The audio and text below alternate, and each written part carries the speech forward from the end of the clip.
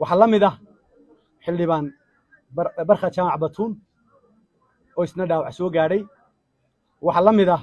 حسين آدن عبدي وداوع سو غاري وحلمي ده والله حلبان لبدا صبا xogeeyo ku xigeen aftax Saciid Jambiir oo dhaawac soo gaaray waxa la mid ah Caabi Maxamed Cabdi oo dhaawac soo gaaray Cabdi Maxamed Cabdilaahi oo dhaawac soo gaaray Maxamed Cali Cabdi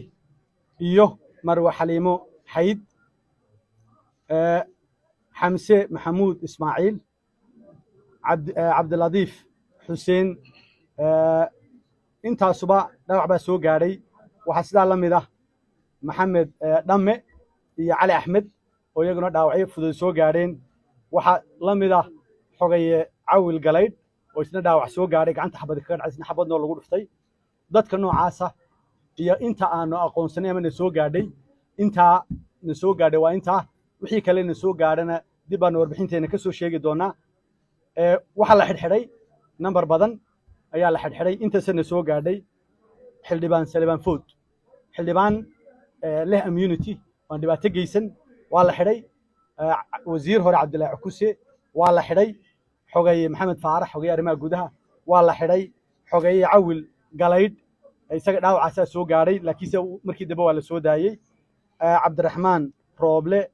Cabdi Six ninka la yiraahdo waa la xidhay waliba jirdil baa loo geystay dadka aan sheegayo badankooda Maxamed Cali Maxamed Bogi la yiraahdo isagana jirdil baa loo geystay waana la xidhay Yusuf Kaysi Cabdilaahi oo xisbiga u cid ah xogeeye warfaafinta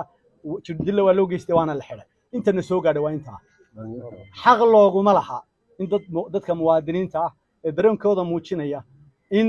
la garaaco iyo in la xidho iyo in xabad noo lagu rido midna xaq looguma laha dastuurkaas siiyay waa xuquuq muwaadinku leeyahay inay bannaan baxaan waa anaga ku dhawaaqayna ninkii xabad soo qaadanaya iyo ninkii cirka soo duminayowba waa inoo sabtida muwaadiniinta waxaanu leenahay sabta soo diyaariyo